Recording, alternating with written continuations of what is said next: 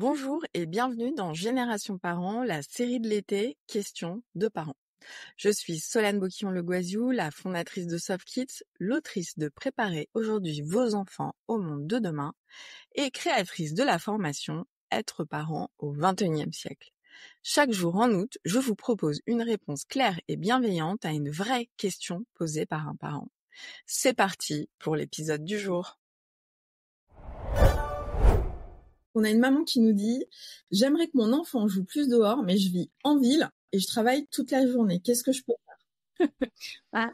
Oui, j'imagine qu'elle va pas à l'école, son école, elle est pas dans sa maison déjà, donc c'est comment la première question qu'elle se pose, c'est le temps de trajet, comment elle l'utilise. Il y a un temps de trajet qui est sous-estimé. Moi, ce qui me choque un peu avec ce retour au vélo, c'est qu'en fait, souvent les parents font des déplacements, ce que je comprends, pour optimiser leur temps. Mais ils mettent des enfants assis dans une carriole. Alors certes, ils sont outside, ils sont dehors, mais en fait, ils ne marchent pas. En fait, dans l'extérieur, il faut qu'il y ait aussi une notion de motricité. Et l'environnement extérieur, il est là pour prendre l'air et le contact aux arbres et tout ça, mais il y a la question de motricité. Donc la première question à s'interroger, c'est est-ce que tu as un moyen dans ton quotidien de rajouter du temps dehors où tu prends l'air dehors et en plus tu fais marcher tes jambes qui est du coup parce que t'es un moteur en fait. Donc faites marcher votre physique. Ça c'est la première question. Puis après il y a le week-end. Il y a quand même 2 jours de week-end où qu'est-ce qu'on fait et puis c'est pas c'est quand même bien de faire un peu tous les jours. C'est comme l'activité physique. C'est la régularité prime sur l'intensité. Mais quand on n'a pas le choix, comment on répartit le temps que l'on doit avoir dehors. Et là, Adriane, j'imagine que tu suis cette Américaine qui a fait le challenge de 1200 heures dehors. Oui. Qui est incroyable, qui est une vraie tendance. C'est un challenge américain, 1200 heures outside. 1000 heures dehors. 1000 heures dehors. Et ben en fait, c'est une jeune maman de 5 enfants qui, regardant les études que tu connais par cœur, et les enfants et les ados passent 1200 heures derrière leurs écrans. Et elle a dit, en fait, je vais renverser cette tendance et je vais proposer des challenges de 1000 heures dehors. Et donc, du coup, ça fait 2h45 par jour. Elle s'appelle Ginny Urich. On pourra mettre son nom. C'est un gros carton social media, vraiment, et elle a développé des carnets de bord dont Marie, tu parlais tout à l'heure que tu as développé aussi pour aider les gens à passer 1200 heures par an dehors. C'est super parce que tu colories une sorte de mandala en fait à chaque fois que tu passes 1 heure dehors. Et donc c'est un visual tracker qui te permet de traquer tes progrès avec tes enfants.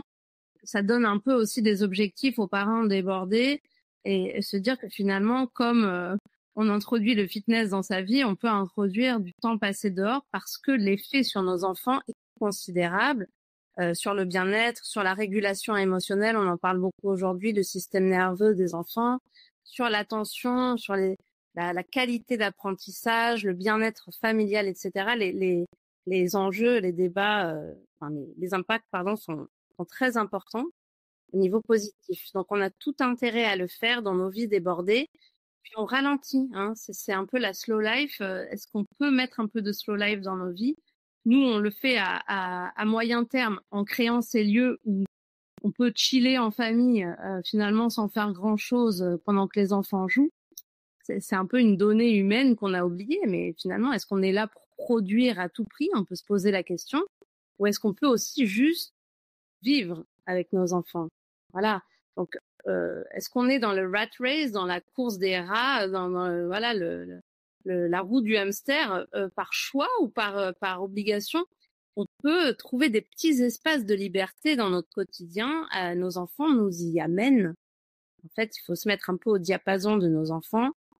On parle encore des temps. Voilà, peut-être ralentir un peu sur ce qu'on leur impose en termes d'agenda des ministres et leur permettre de revenir au jeu libre, une activité qui a complètement disparu et pour laquelle moi je milite vraiment comme une acharnée.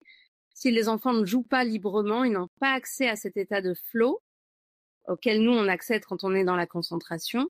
et du coup, ils ne grandissent pas bien. Hein. Les enfants, ils ont besoin d'au moins 2 heures de jeux libres par jour, non interrompus, si possible dehors, si possible avec d'autres enfants, pour pouvoir vraiment atteindre cet état de flow. Mais on le voit, ils ont perdu 2 choses. Les enfants, c'est l'ennui, ils savent pas s'ennuyer, donc ils savent J'allais pas. dire, ouais, je m'ennuie. Je m'ennuie tout de suite. Ils ont perdu ça, et l'ennui, c'est la créativité aussi, donc c'est lié. Et sur le, tu vois, sur le workplace, on le voit bien. Moi, en entreprise, je le vois sur ces jeunes générations. Et l'autre, c'est la patience. C'est-à-dire dehors, t'es obligé d'être patient. T'attends ton tour pour les bars, t'attends ton tour pour le toboggan. T'es patient, tu marches jusqu'au playground et tout ça. Donc, ça développe deux compétences qu'on n'a plus, je trouve, et que je vois disparaître dans les jeunes générations. Il y a un point, Adrienne, tu es d'accord, je pense, mais aux États-Unis, tu vas au playground avec tes enfants en yoga pants. Alors, c'est vrai que c'est pas très élégant. Et les papas, ils sont en short ou whatever. Ils montent, ils jouent avec eux, quoi. Ils font du toboggan, ils font des roues, ils font du yoga avec leurs enfants dans le parc. Il y a aucun jugement, aucun. Ni sur comment tu t'habilles. Ici, les playgrounds, on les voit, les parents sont nickel. Enfin, franchement, ils vont, on dirait qu'ils vont au bureau, quoi. Et donc, du coup, bah, dans cette tenue, tu ne peux pas te lâcher, tu ne peux pas courir après tes enfants, tu ne peux pas cette liberté physique que tu as et à mon avis, qui est importante à la fois pour montrer, tu vois, biais de rôle modèle, mais vraiment, et puis montrer à l'enfant qu'on a le droit de s'amuser, qu'on a le droit de courir, qu'on a le droit de monter aux arbres, et avec un tailleur, tu vois, avec un petit tailleur, même un petit pantalon chino de Cézanne, tu montes pas à l'arbre, quoi. Ben non, avec un yoga pant de Décathlon, oui. Voilà. Donc il y a une perception. Enfin, moi vraiment, je le vois socialement. Même la tenue est importante. Mais après, c'est comment est-ce qu'on ancre de bonnes habitudes et pas forcément. Effectivement, oui, l'idéal ce serait qu'ils jouent 2 heures, mais enfin, par exemple, moi, je sais que quand je vais les chercher à l'école, moi, je pense, ils ont besoin d'un petit sas de décompression. Alors, c'est vachement plus facile l'été, mais moi, par exemple, ils vont passer 15 minutes à grimper aux arbres. Donc, on a des arbres dans la résidence et ils me disent, attends, on va grimper aux arbres et après on revient. Et donc voilà, ils ont fait leur grimpette, ils sont contents. Mais du coup, c'est que 15 minutes, mais c'est déjà ça. Bon, après, ils sortent le mercredi, le samedi, le dimanche beaucoup plus longtemps. Mais voilà, faut aussi, je pense, ne pas se donner des objectifs de dingue en se disant « Ah, il faut sortir 1 heure ». Parce que déjà, si on fait, je sais pas, 15 minutes par jour, et puis après on fera 20 minutes, etc. Voilà, c'est comme tout, quoi. Parce que effectivement, si à chaque fois tu te dis que une sortie c'est minimum 1 heure, bah tu sors jamais. Non, quoi. non, mais ça rajoute de la charge mentale, hein, et des injonctions. Et on n'est pas là pour ça. Mais cette idée de laisser les enfants choisir leur activité, je pense que c'est un bon début. Parce qu'en fait, les tiens, ils montent aux arbres. D'autres vont avoir envie de sauter dans une flaque. Et voilà, on est tous différents. Ouais, ils montent aux arbres et ils font collection de bâtons. Voilà. J'ai au moins 50 bâtons sur mon balcon. Et voilà, les laisser faire des collections, ramener des choses, se salir. Moi, c'est ça que je dis aux parents. Lâcher les parents français sur la saleté. Parce qu'en fait, déjà, bon, la terre et tout ça, c'est pas sale. Hein, on renouvelle notre microbiome comme ça. Et puis, l'enfant, il a besoin de sensorialité.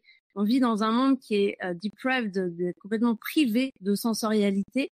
Et l'enfant, c'est par la peau qu'il va devenir quelqu'un, qui va s'individualiser.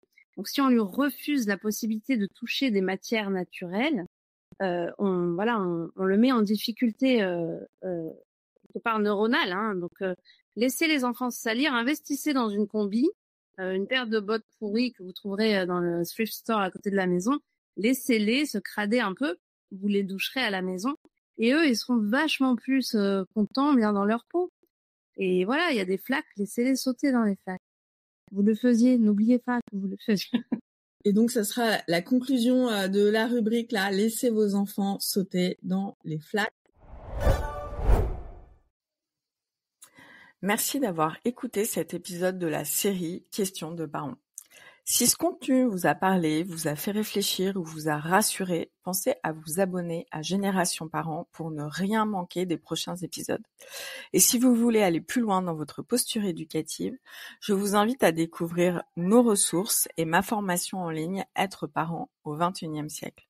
Un parcours simple, concret et bienveillant pour accompagner vos enfants avec sérénité dans ce monde en mouvement.